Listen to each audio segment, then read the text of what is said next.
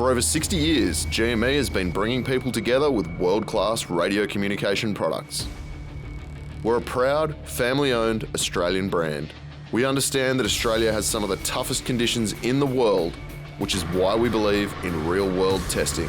I'm Tony Crook, Marketing Manager at GME.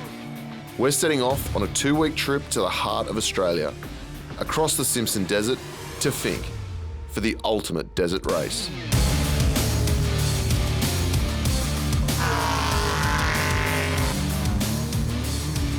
We're supporting our good friends at Patriot Campers, racing their Polaris buggy and trophy truck. But not everything will go according to plan. This is GME's Road to Finke. Day one was a long drive from Sydney to North Bourke, where we decided to stay at a small campground called Mays Bend. It looked like it had been raining the day before because it was pretty muddy. We were pretty excited. We got to camp before darkness, but upon arrival, old mate Adam in the Nissan Patrol had to go and get himself stuck. Day one, and Adam's already bogged. It was a pretty simple snatch recovery because we had the right recovery gear on the vehicles.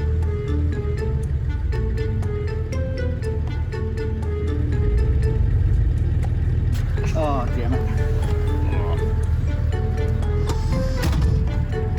So we were focused on the job at hand and didn't notice in the distance we were being watched. And then when we got into the campground, we discovered Bill with his Winnebago, who'd been sitting there for a couple of days since it rained. Now, when you venture off sealed roads, you need to keep an eye on the weather. Bill and his wife had turned up when the sun was shining, but after a couple of days' rain, the ground became far too soft for them to get out. So, in true Aussie fashion, we decided we had to help out.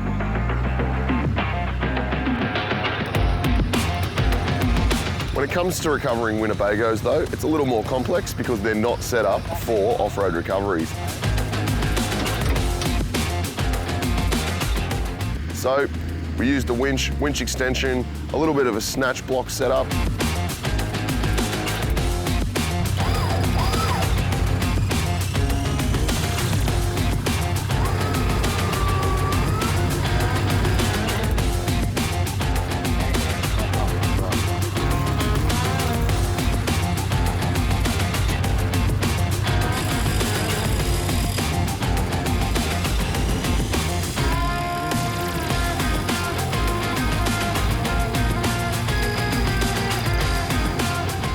And just like that, Bill and his wife were off.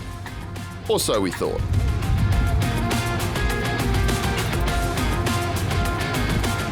So just when we thought all was good and we'd saved Bill, he went and got himself stuck again.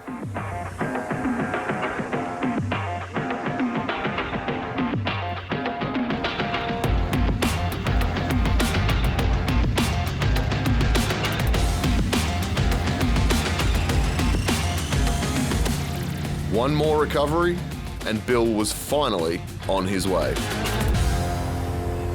Thanks, GME.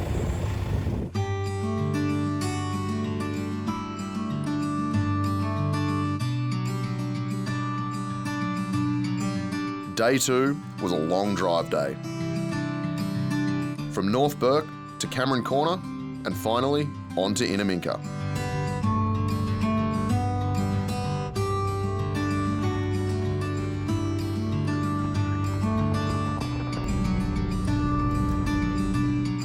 All right guys, start of day 3 today. We had a really good drive yesterday from Bourke up here to Innaminka via the Finke Desert. It was a little bit wetter than we expected. Now I was driving at the back of our convoy when I managed to get myself bogged in a pretty embarrassing spot. I quickly self-recovered before the rest of the team could see what I'd done. However, the evidence was all over the car. Nat was a little bit shocked at the amount of mud on the car. Not sure if wet wipes are going to get this off. We made sure the antennas were on nice and tight, and we hit the road again.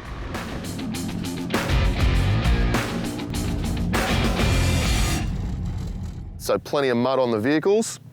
We have had a couple of casualties, but nothing too serious. The good news is, the antennas are still going strong.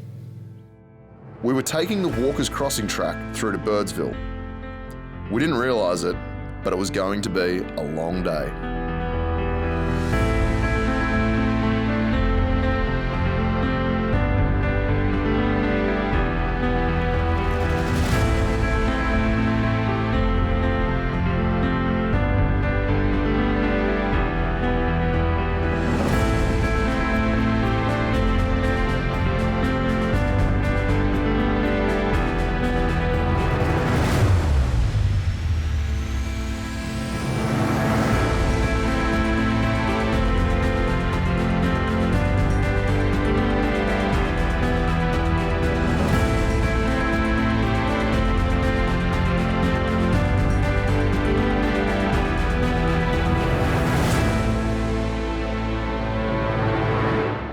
Everything was going fine until once again, the track started to get a little wet.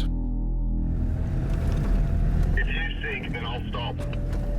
In an effort to avoid the endless mud and water, we started drifting further from the track. Then we lost it completely.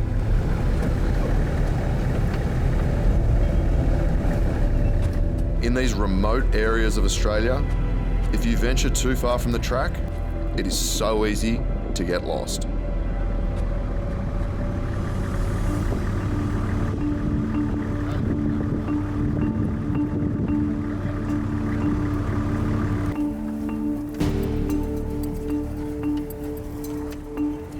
After some time, we finally found something that resembled a track.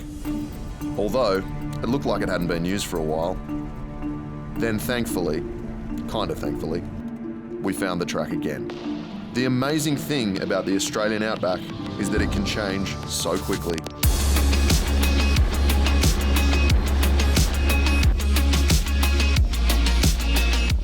One moment, we're driving along a track deep in water, and next, we have landscapes that look like the surface of Mars.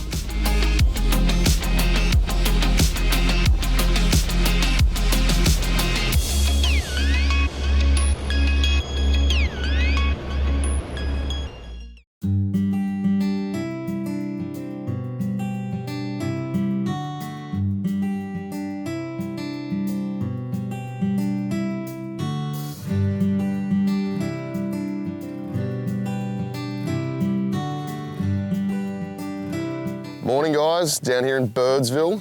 Now, we had a really interesting day yesterday. We smashed out 400 kilometres, but it took us 9.5 hours. We spent almost all day in four-wheel drive, but the cars are running great, and today we're hitting the Simpson Desert. After a quick stop at the Birdsville Bakery for a camel pie, we headed for Big Red.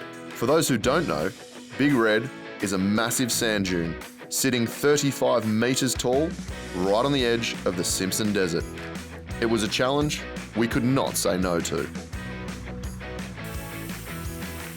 After airing down, we put the sand flags on the cars and we're off for some fun. Now, Adam had tackled Big Red before, so he was up first. Having a bit of experience, we knew he'd smash it.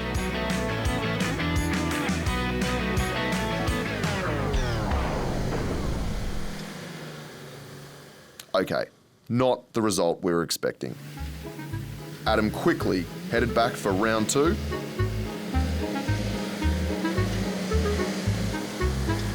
And did worse.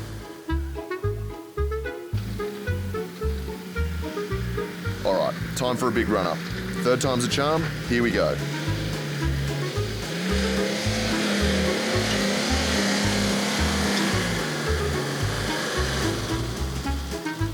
It was at this point I thought I should go down and see what the problem was.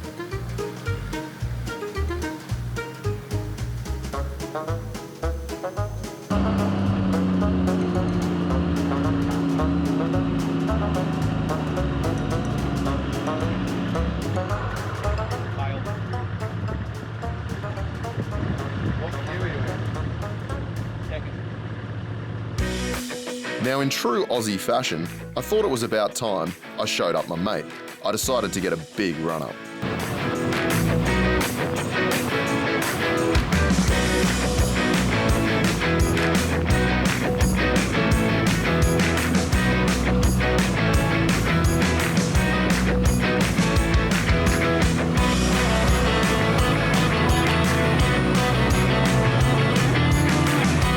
Now that the Land Cruiser has made it look easy, I'm sure Adam has got it all worked out. He decided to follow my lead and get a big run up.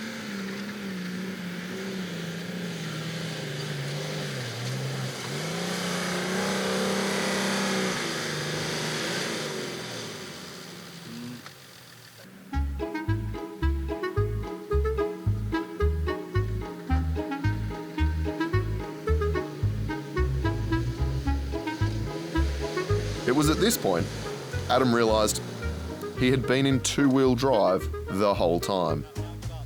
How about we try that again in four-wheel drive?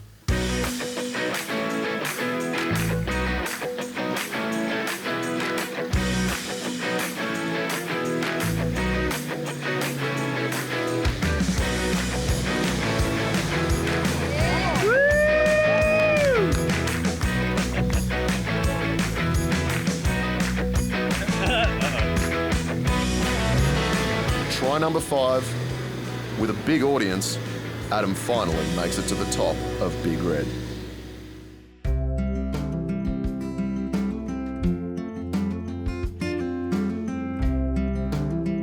Day 5, and we wake up to the beauty of the Simpson Desert.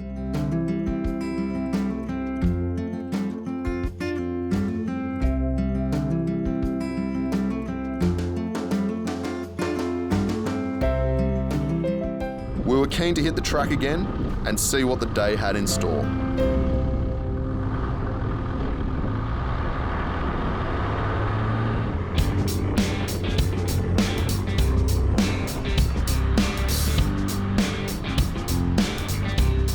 Just when we thought we had another full day of endless dune cresting, we came upon a large salt lake. These dry lake beds are much lighter in colour than the surrounding sand due to a thin layer of salt deposit that reflect the light, and we needed to cross it. As with all four-wheel driving, line choice is critical. Safe to say, I chose the wrong line and was very quickly bogged. Adam was having a good laugh, so I reminded him that at least I was in four-wheel drive. Make yourself useful, mate. Now, I've always got Max Tracks on the roof of my car when I'm remote touring, and very rarely do we need to use them. But when you do need them, there's absolutely no substitute.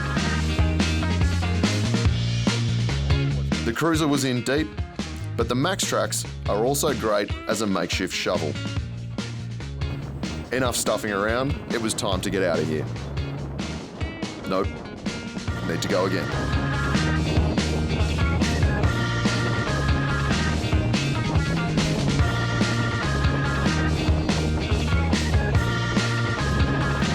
Round 2. I was going well, and then again, the Cruiser went down. Round 3.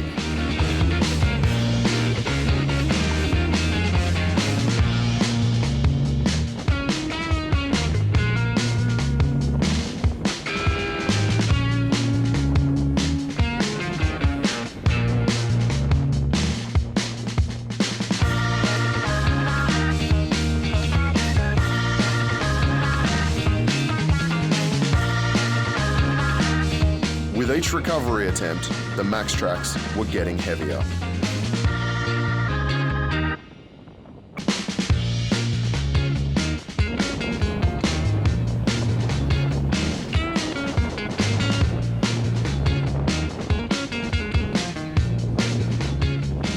Finally, I was out.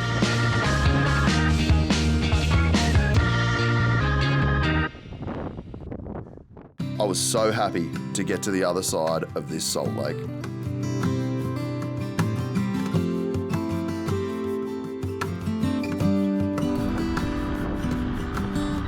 Back on the track, when out of the blue, we bumped into the Mad Rig and the Off-Grid Outfitters crew.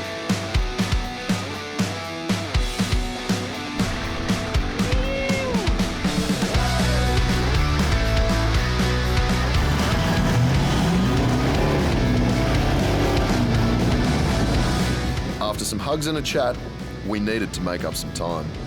We got straight to it and hit the dunes pretty hard.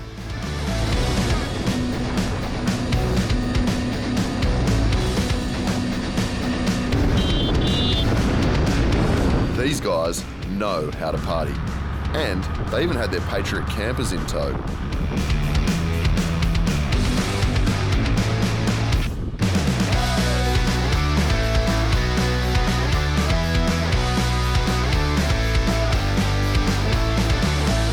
We were making good progress when the Mad Rig got stuck at the crest of a particularly soft dune.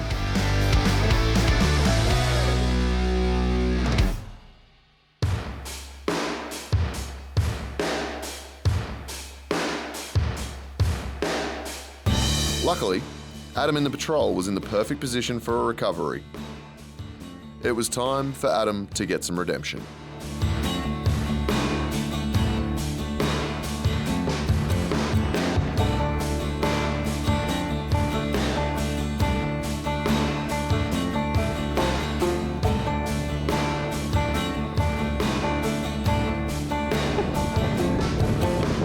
Now, with plenty of off-road experience, it didn't take long for Mitch and Adam to get the snatch strap hooked up.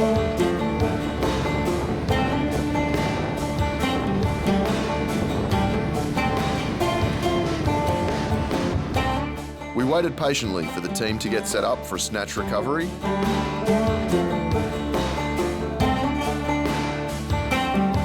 A bunch of soot and a good amount of flying sand later, the Mad Rig was back on the move under its own steam. Nice work, guys. With that out of the way, we hit the trails again and headed for our next checkpoint at Perny Bourke and on to the famous Mount Bear Hotel. Coming up on part 2 of GME's Road to Finke. We arrive at Camp Patriot, catch up with the crew and head to scrutineering and onto prologue in preparation for the start of the Finke Desert Race. But prepare for the unexpected.